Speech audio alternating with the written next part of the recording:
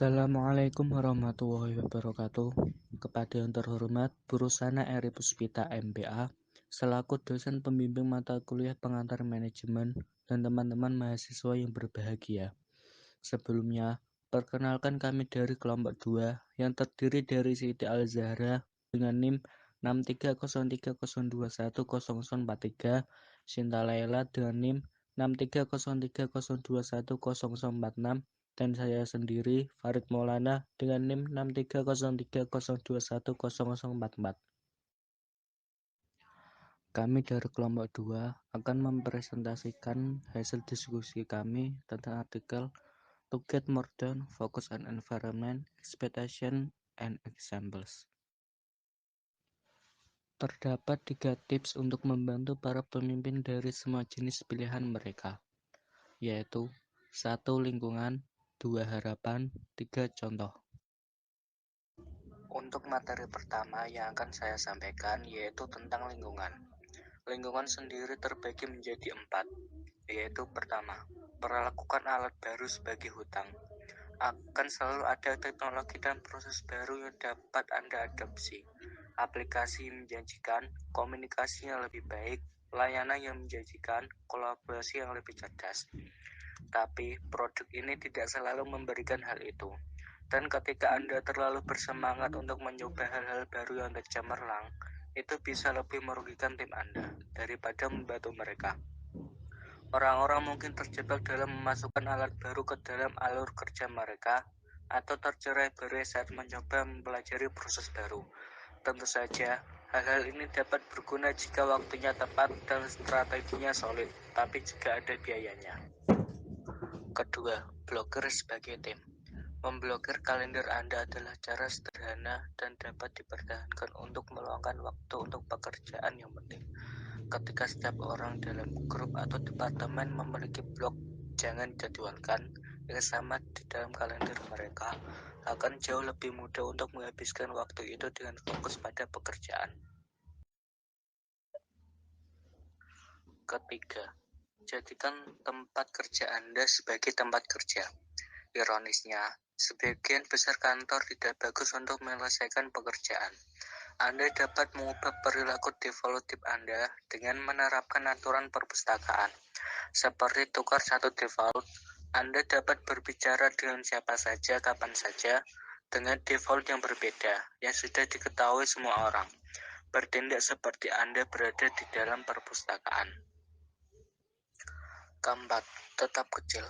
Tim besar memiliki lebih banyak overhead daripada yang kecil. Proyek yang rumit memiliki lebih banyak hal yang tidak diketahui daripada yang sederhana. Garis waktu yang panjang mendorong orang untuk melakukan pekerjaan yang tidak perlu. Ini mungkin tampak jelas, tetapi pengalaman saya adalah bahwa sebagian besar pemimpin membuat segalanya lebih besar dari yang seharusnya. Buat tim, proyek, dan jadwal sekecil mungkin. Tips yang kedua adalah harapan. Harapan sendiri dibagi menjadi 5. 1. Hadiah perilaku yang benar.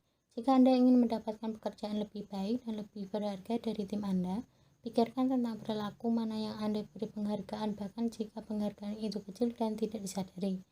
Menghargai orang-orang yang menghabiskan waktu secara produktif akan mendorong anggota tim Anda mempraktikkan perilaku itu dan mencegah gagasan bahwa kerja berlebihan adalah pekerjaan lebih baik.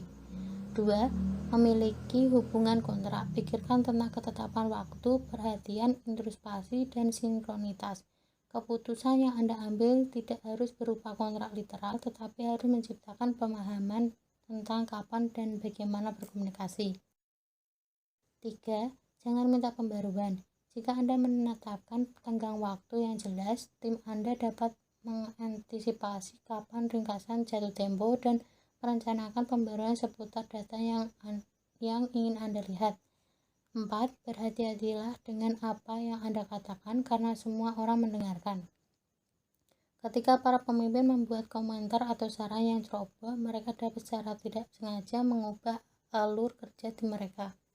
Para pemimpin perlu mengenali bobot yang dibawa oleh kata-kata mereka dan berlatih berbicara dengan niat yang bijaksana. 5. Jangan ambil keputusan tanpa persetujuan. mengumpulkan masukan dari semua orang, mempertimbangkan pilihan, dan kemudian membuat keputusan berdasarkan apa yang menurut Anda paling baik dan informasi yang Anda miliki.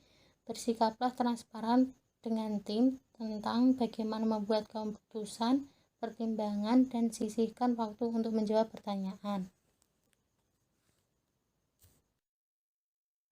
Yang ketiga yaitu fokus pada contoh. Contoh adalah sesuatu yang akan atau yang disediakan untuk ditiru atau diikuti. A. Matikan titik hijau. Keputusan seseorang tentang bagaimana seseorang menghabiskan waktu untuk menjadi contoh bagi karyawannya. Memproyeksikan kehadiran semacam ini baik secara langsung atau dalam bentuk titik hijau yang masuk. Mengirimkan pesan bahwa tidak apa-apa bagi orang untuk mengganggu Anda kapanpun Anda dibutuhkan penampilan seseorang.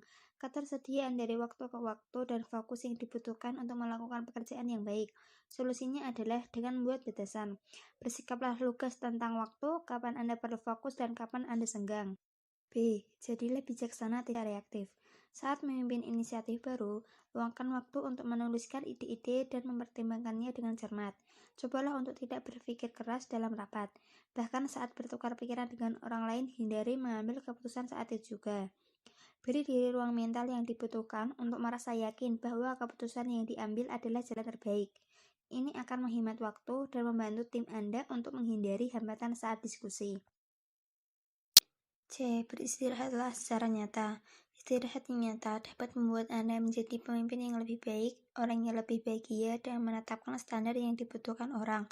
Ambil ide-ide ini sebagai eksperimen yang dapat dijalankan.